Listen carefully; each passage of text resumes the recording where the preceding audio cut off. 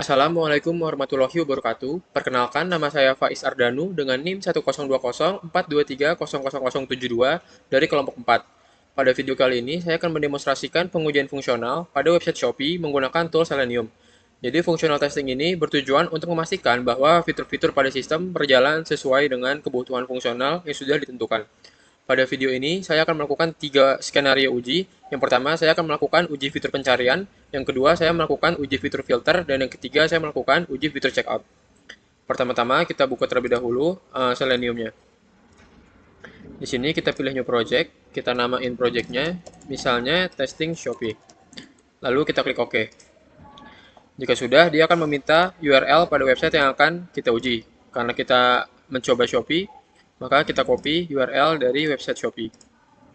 Jika sudah, kita klik Start Recording.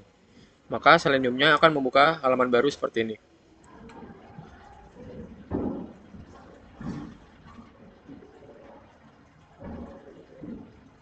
Untuk pengujian yang pertama, kita akan melakukan uji fitur pencarian atau search. Di sini, misalnya kita ingin mencari barang yaitu baju wanita.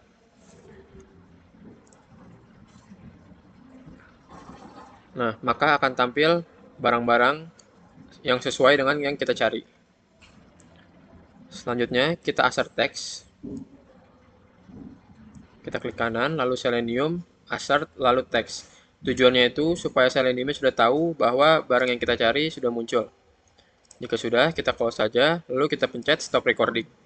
Untuk test case-nya kita namakan misalnya uji fitur pencarian. Lalu kita klik OK. Di sini bisa kita lihat komennya sudah otomatis terbuat. Nah, selanjutnya jika sudah seperti ini, kita bisa klik yang segitiga yang berjudul Run Current Test. Maka Selenium-nya akan ngetes sesuai dengan skenario yang sudah tadi kita lakukan.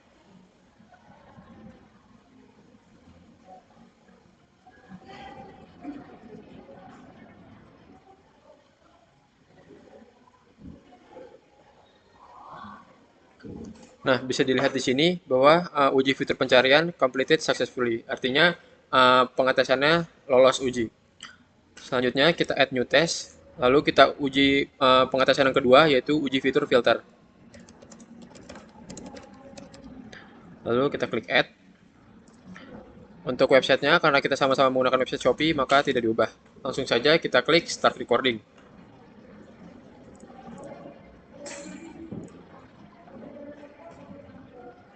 Sini kita full screen.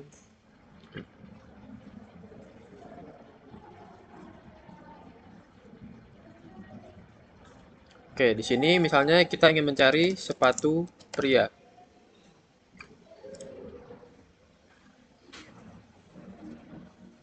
Maka akan muncul barang-barang yang relevan yang kita cari. Kemudian kita akan mencoba fitur filternya. Di sini kita coba misalnya untuk lokasinya yang hanya yang Jakarta Selatan. Lalu dengan tipe penjualnya kita maunya yang Star Plus. Lalu di sini juga kita bisa mengurutkan harga, misalnya kita mengurutkan harga dari yang tinggi ke rendah.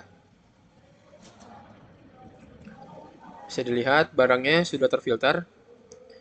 Jika sudah, kita close saja. Lalu kita klik stop recording.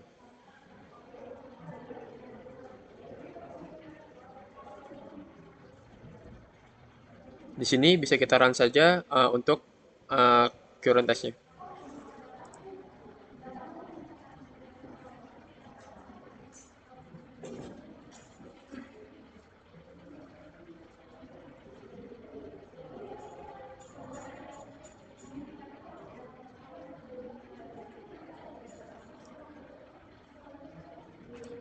Sini bisa kita lihat bahwa Selenium-nya sedang melakukan pengetesan sesuai dengan skenario yang kita lakukan. Oke, bisa kita lihat bahwa sudah muncul kalau uji filternya itu sudah berhasil, yang artinya fitur ini lolos pengujian. Selanjutnya kita akan melakukan pengujian yang ketiga, yaitu kita akan menguji fitur checkout. Di sini kita klik dulu untuk menambahkan test case-nya. Kita namakan uji fitur checkout.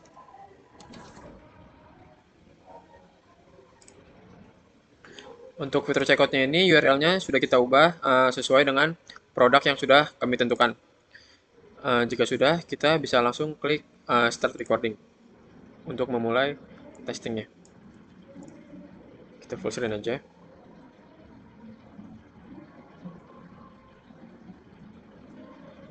Bisa dilihat di sini kita sudah berada di halaman produk. Di sini kita bisa memilih produk dengan sesuai dengan yang kita mau.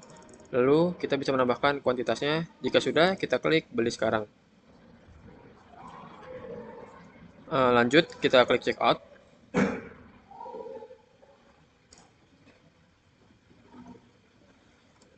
Maka akan tampil ke halaman pembayaran. Di sini kita bisa mengubah metode pembayarannya. Misalnya di sini kita transfer bank, lalu bank BCA. Setelah itu kita klik buat pesanan.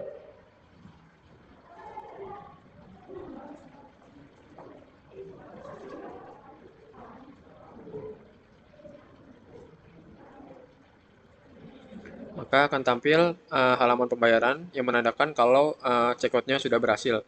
Jika sudah, kita close aja. Lalu kita klik stop recording.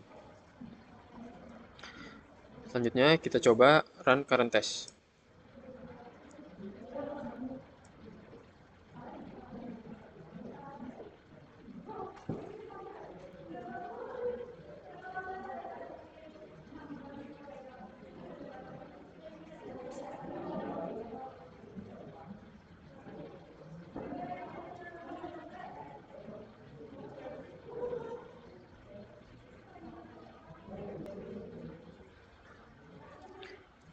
Bisa kita lihat kalau uji fitur checkout-nya sudah berhasil, yang menandakan kalau fitur checkout yang kita tes sudah lolos uji. Dari ketiga pengetesan ini bisa kita simpulkan bahwa ketiga pengujian fungsional yang saya lakukan, yaitu ada fitur pencarian, fitur filter, dan juga fitur checkout bisa berjalan tanpa kendala. Baik, selanjutnya saya akan melakukan dan mendemonstrasikan pengujian non-fungsional menggunakan metode load testing menggunakan tools Apache JMeter. Jadi non-functional testing ini merupakan jenis pengujian yang bertujuan untuk mengevaluasi kinerja, keandalan, dan juga stabilitas sistem. Bukan berdasarkan fungsi, tapi berdasarkan gimana sistem bekerja di bawah kondisi tertentu. Jadi load testing ini merupakan salah satu jenis pengujian non-fungsional yang tujuannya itu untuk mengetahui performa sistem ketika diakses oleh banyak pengguna secara bersamaan. Pengujian ini dilakukan untuk melihat respon time, tingkat keberhasilan request, serta stabilitas sistem. Pertama-tama kita buka terlebih dahulu JMeternya.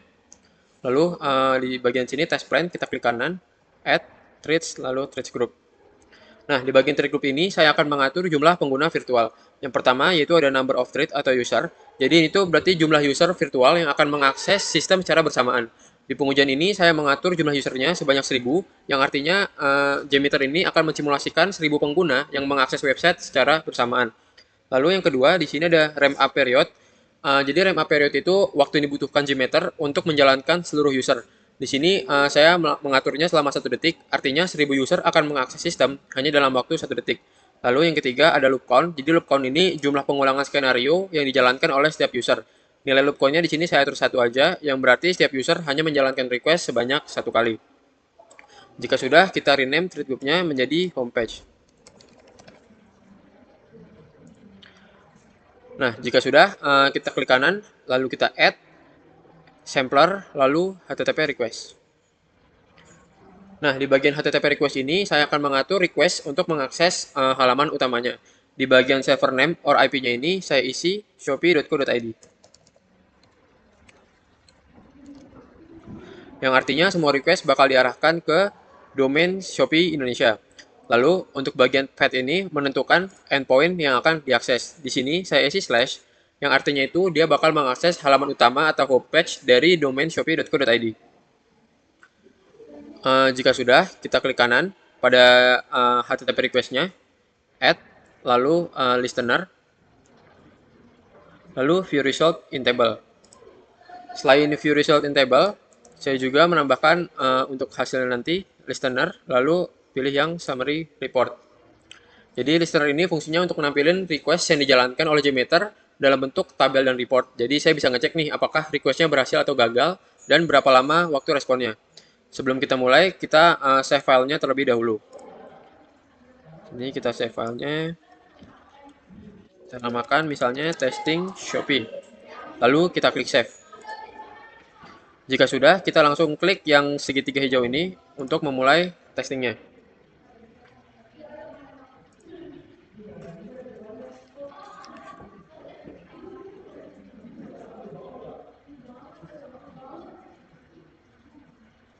Kita tunggu terlebih dahulu.